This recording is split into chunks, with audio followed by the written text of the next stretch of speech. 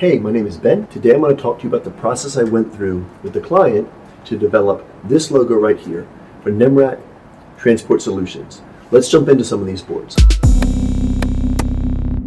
So I came to them with these four logos right here. I've got a square, a circle, an arrow, and another square logo going on here.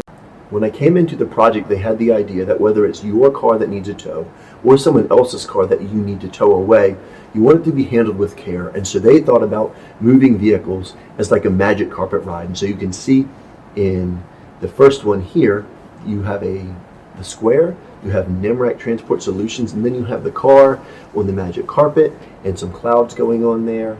The circle logo has a different variation of that, kind of with the sunset thing going on, and also a magic carpet ride.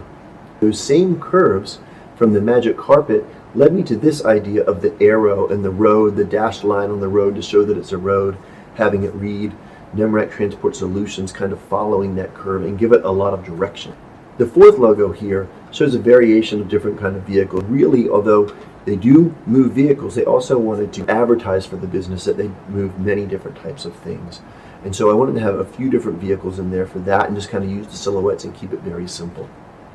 The client came back to me and said that they liked the design with the arrow. Here it is, but they wanted to see some different arrows. And so I gave them these four options. And as things would go, after seeing these four new options, they went with the original arrowhead. You designers out there might be wondering, does it make you upset that after doing these other designs for them, they ended up going back with what you originally gave them? And really, I say no, because seeing the other designs and realizing that you want the first one really just solidifies their position in what they like. So if I had made the four new designs and they had picked one of them, would that have somehow made me more happy? Or not? In the end, they were going to see the curve of the road 5 different ways. They were going to pick their favorite and feel really good about it, knowing that there were other ways that this road and arrow could be displayed that they didn't like as much. Once the client had solidified their position on the arrowhead that they like, it was time to add the word towing division. As the company expanded, they wanted to be able to put different division or whatever that might be underneath.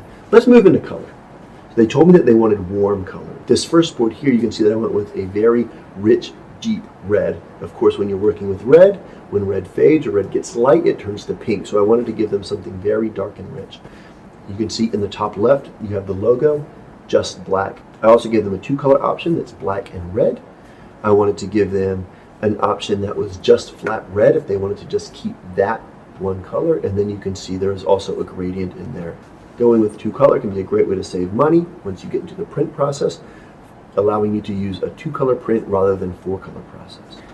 Here's another color board I gave them. This time I went with a nice deep rich orange. They ended up liking the orange, but when we got into the colors, that I found what I believe to be a weakness in the design, and it was that the red and the orange were not heavy enough, even with the richness in color, to make the design pop, especially when it was on the side of, say, a vehicle.